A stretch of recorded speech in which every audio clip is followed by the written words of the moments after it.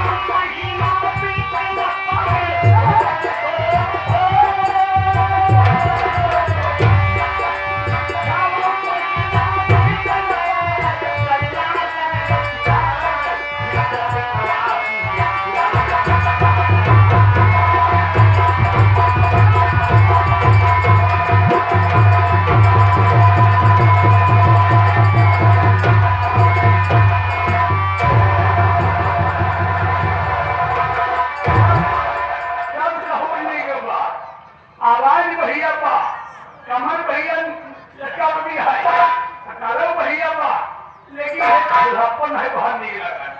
जाहिर मैदान उठाई बैठ पहले चेहरा देखा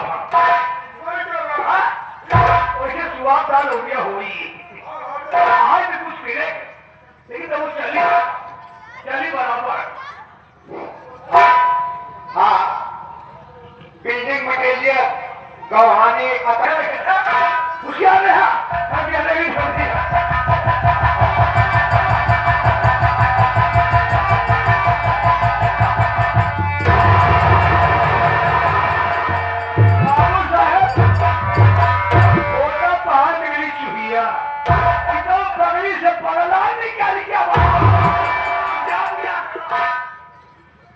ये साला तो पागल है, ये हराम खोलो कर मेरा काम पूरा कर दिया। मैं इस साले को गोली मारूंगा, जिंदा नहीं छोड़ूंगा।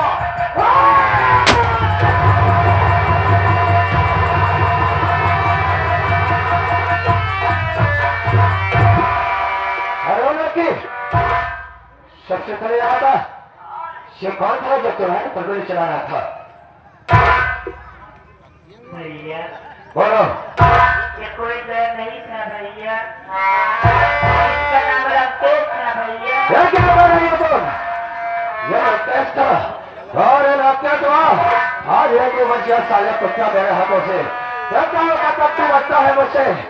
लेकिन बहन सबसे पहले ये बताओ क्या तुम्हारे साथ में जो है ये तुम्हारा कौन है, क्यों अपनी जान देना चाहता है तुम्हारे साथ? भैया जब मुझे दिखाई ही नहीं देती भैया, ये कहते नहीं हो तो मैं क्या जाने कौन है कौन नहीं। तो दिखाई नहीं देता। सॉरी भाई, मेरी गलती को माफ कर दो। बस तो नहीं मालूम था कि तुमको दिखाई नहीं देता है, लेकिन ये बात बताओ क्या कि तुम्हारा नाम क्या है और तुम रहने वाली कहाँ की और कौन सी ऐसी दुश्मनी थी इसके साथ तो तुमको गोली मारना चाहता था? मेरा नाम चांदनी है भैया। कौन है? मैं जिला बादा गाँव बादलपुर रहने वाली हूँ भैया। हमारे घर में आगे ससुर जी है जिनका नाम श्री राम लखन है, और मेरी चौथी सासू माँ है जिनका नाम लखन रानी है, और मेरा एक देवर है जिसका नाम बंदर कुमार है।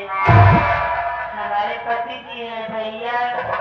तुम्हारे पति हैं? हमारे पति जी का नाम साधु महात्मा जो अपने बचपन पर लगाते हैं भैया, वही नाम हमारे पति जी का है भैया। मैं समझ गया तुम्हारी बात को, मैं तुम्हारी बात को समझ गया। यानी कि तुम्हारा देवर बंदर है और तुम्हारे पति का नाम जो साधु महात्मा अपने माथे पर लगाते हैं यानी कि चंदन। चंदन नाम है तुम्हारे पति का नाम? ठीक है, यानी कि तुम आंधी हो और ये जो मेरा समझ में बैठा है ये पागल है। ऐसा है तुम साइड में बैठ जाओ। शिव बहादुर इधर आ। देख ये जो लड़की है ये दोनों आंखों से अंधी है। अंधी तो है सरदार जी, लेकिन आज मैं सुन रहा हूँ कि कितना बढ़िया पौधे बताएंगे। सही कहा है, कहीं मेरा नाम चांदनी है चांदनी है और मेरे घर में मेरे ससुर जी हैं जिनका नाम राम लखन है। जी हाँ, सासू माँ है जिसका नाम लंकनी लखनी है। है, एक देवर है जिसका नाम बंदर बंदर है। कुमार। लास्ट में सरदार जी ये अपने पति का नाम नहीं है। सही कहा है। कितना संस्कारी है ये, इसी को तो संस्कार कहते हैं। इसी को कहते हैं संस्कार। सही है, जो अर्थ अपने पति नाम ले लिया वो कौन होते? पति नाम नहीं लेते हैं। कितनी बढ़िया बात बताई है।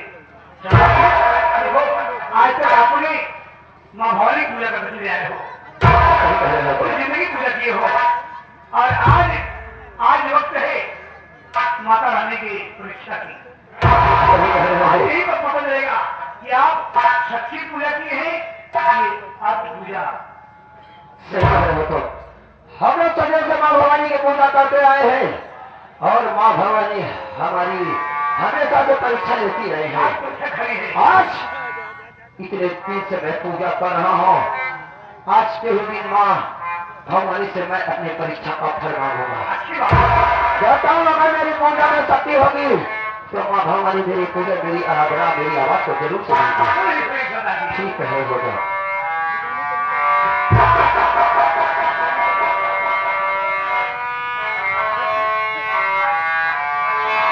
विनती सुनो महारानी,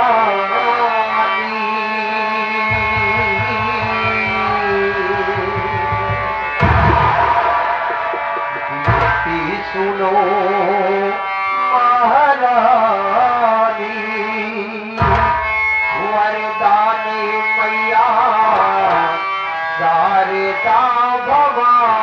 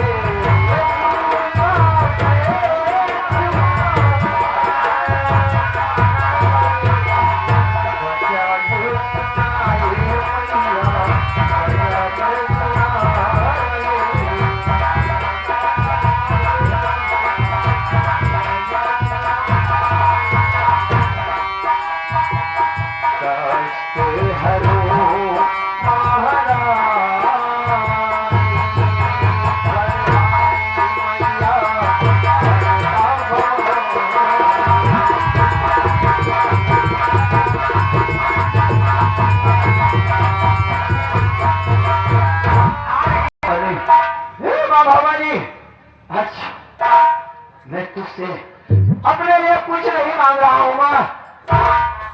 आज मेरे सामने ऐसी मजबूरी है कि आज मुझको तुझसे कुछ मांगना पड़ रहा है मां।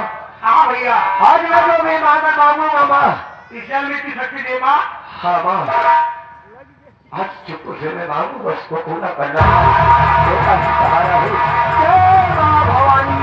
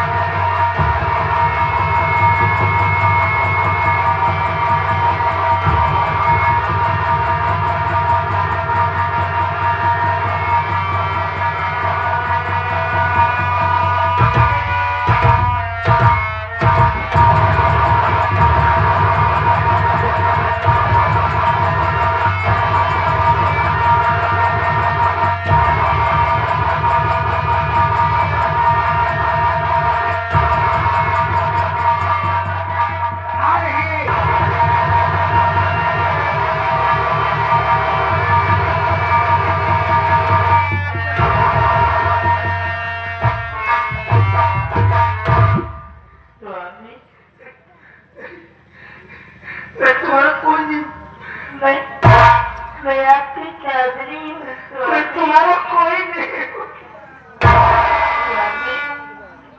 एक बार नजर कर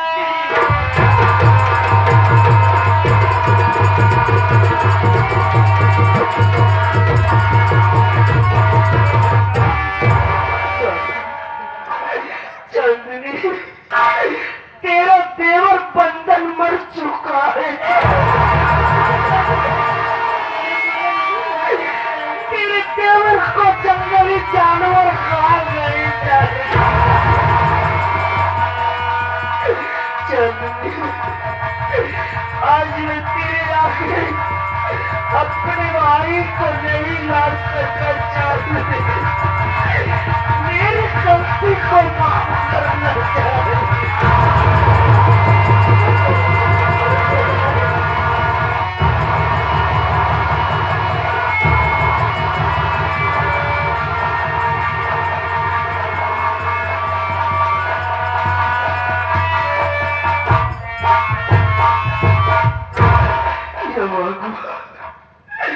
आज ही मैं क्या कर लिया, अपने भाई के मरने की बात को बता करके मैं क्या कर बैठा हूँ। परवाना मेरी चांदनी बेहोश हो गई है। अब मेरा भाई अगर मुझे नहीं मिलेगा तो अब मुझे अपनी चांदनी से भी हाथ धोना पड़ेगा। बाबूजी, बाबूजी, आप कहाँ की रहने वाली और आपका नाम क्या है जो आप खड़े खड़े मेरी कहानी को सुन करके आपके आंखों में आंसू दिखाई दे रहे? बाबूजी बताइए बाबूजी, आपका नाम क्या है और आप रहने वाले कहाँ के हैं? बाबूजी जरूर बताऊंगा, जरूर बताऊंगा कि मैं कहाँ का रहने वाला हूँ। मैं कहीं और नहीं, इसी बाबा शहर का रहने वाला हूँ। मेरा नाम लवलेश कुमार है। आज तुम्हारी कहानी को सुनकर मेरे आंखों में आंसू इसलिए आया क्योंकि तुम्हारी कहानी है, उससे भी कहीं रंगलाप मेरी कहानी है मेरे दोस्त। मेरा भी एक हंसता खेलता परिवार था, मेरा भी एक हंसता खेलता परिवार था। माता पिता तो बचपन में छोड़कर हमारी बहन को चले गए, लेकिन एक छोटी सी बहन थी जिसका नाम लक्ष्मी में था। ये बहुत क्या उसको पाला था मैं, धीरे धीरे करके सियानी हो गई। मैंने उसकी शादी सीतापुर में बाबू ने तेज के साथ कर दिया और गरीबी के कारण कोई दहेज नहीं दे पाया। जब कभी भी अपनी बहन को बुलाने जाता था तो मेरे पिता जी मुझको धक्के मारकर भागा देते थे। एक दिन कि मुझको खबर मिली कि मेरी बहन पेट से है, 2 महीने का बच्चा है उसके पेट में। कल ही रक्षाबंधन का त्योहार है, 2 साल का वक्त बीत गया, मेरी बहन मेरे दरवाजे पर नहीं आई। मैंने अपनी बहन को बुलाने के लिए उसके घर गया, उसके ससुराल गया। वहां मेरी बहन बोली कि भैया आप इस वक्त तुरंत यहाँ से वापस चले जाओ, नहीं तो तुम्हारे जीजा जी आएंगे तो तुमको मारेंगे। मेरी बहन इतनी गली सहमी हुई, बहन को बचाने के लिए मैं से चला आया, लेकिन मेरी बहन आते आते मुझको राखी का डब्बा 5 साल मुझको दिया और बोली भैया मैं राखी नहीं बांध सकती, और ये राखी ले जाओ अपने हाथ के घर पर बांध लेना। मैं वो राखी को लेकर चला आया, लेकिन मुझको क्या मालूम कि मेरी बहन राखी देगी, वो राखी किस रूप में किस शक्ल में आ जाएगा मुझको नहीं मालूम था। कुछ देर के बाद मुझको ये मालूम चलता है कि मेरी बहन के ऊपर 1 लाख रुपए चोरी का इल्जाम लगा दिया जाता है, और वो इल्जाम लगाने वाला कोई और नहीं, मेरी बहन की ननद रतनी रानी है। वो अपने भाई से झूठा इल्जाम लगा देती है, ये पैसा वो मेरी बहन ने चोरी की है। वो हराम खोल लगते उसे भी नहीं सुनता है मेरी बहन की, मारता है, यहाँ तक के मारती उसको जान से मार डालता है, जान से मार देता है, और मारने के बाद उसको घर में ले जाता है, चला देता है। उस हराम खोल कुत्ता साले को ये भी तरफ नहीं आया कि उसका ही खोल मेरी बहन की कोख में पड़ रहा है। यही मेरी कहानी है भाई साहब, लेकिन मैं तुमसे एक बात पूछना चाहता हूँ। तुम दोनों भी बात कर रहे थे, अंत में बोल रहे थे ये बंधन नाम मैं भी सुना, अच्छा वो बंधन कौन है, क्यों बंधन बंधन कह रहे थे तुम? बाबूजी ये बंधन कोई गैर नहीं है बाबू, ये बंधन मेरा सगा भाई है बाबूजी। अपनी सौतेली माँ के डर के कारण घर से लेकर के भागा तो जंगल में पहुंचा, मेरे भाई को भूख लग गई। मैं उसी जंगल में बिठा कर खाना लाने चला गया। जब खाना लेकर के लौटा, मेरा भाई नहीं था, बल्कि मेरे भाई के जगह पर मुझे खून फैला हुआ दिखाई। तभी मैं समझ गया कि मेरे भाई को जंगली जानवर खा गए। सही बोले हो, तुम्हारे भाई को कोई जंगली जानवर नहीं खाया है।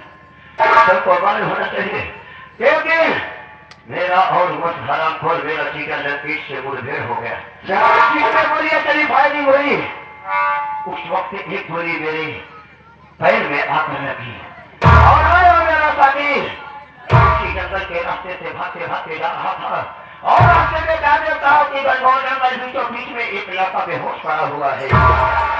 मैंने उसको देखा, उसके पास जाकर देखा तो मैं सोचा बड़ी हालत में इस लड़के को छोड़ दूंगा तो कोई भी जगह जानवर अपना शिकार बना लेगा।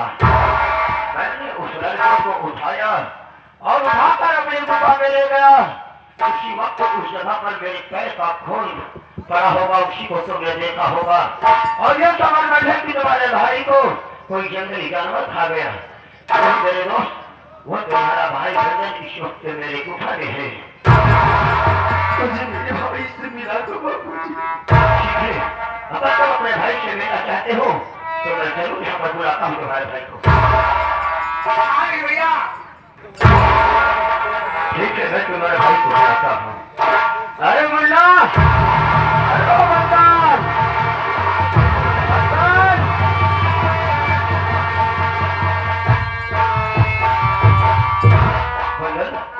देख तुझे कोई मिला नहीं है मुन्ना।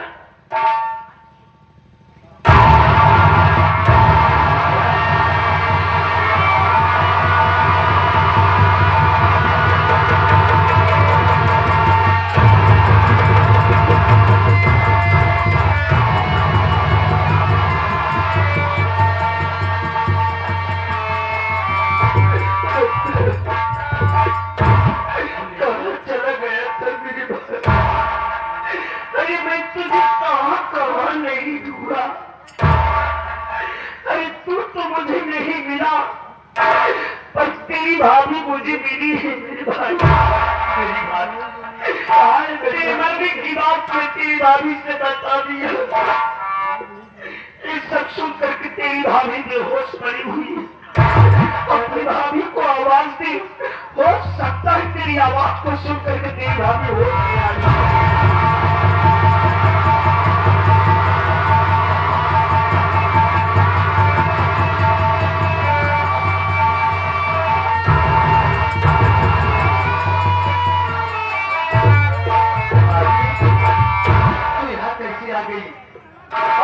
बाबूजी कहाँ पर है?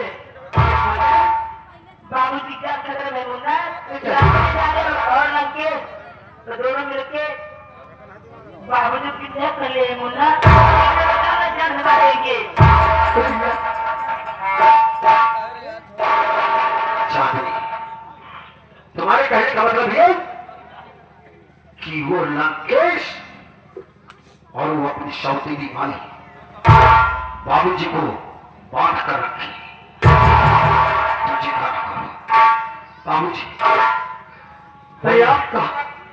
मैं आपका ये है एहसान जिंदगी भर नहीं भूलूंगा बाबूजी। इसमें एहसान मानने की कोई बात नहीं है। एक इंसान ही इंसान के काम आता है बाबूजी। हाँ, अभी अभी मैं आपके मुख से लंकेश का नाम सुना। हाँ, आपको लंकेश की जरूरत, मुझको लंकेश की जरूरत है बाबूजी। अरे लंकेश कोई खैर नहीं है, मेरी सौतेली मां लंकानी लाने का फायदा। अगर आपको लंकेश की जरूरत है तो आप हमारे साथ हमारे घर पर जाइए। मैं वादा करता हूँ कि लंकेश और उसकी बहन लंकनी से आपकी मुलाकात जरूर करूंगा। अरे डॉक्टर मेरे बाबूजी का नाम खतरे है, पहुंचना बहुत जरूरी है बाबूजी। नहीं चलो तो जाते हैं।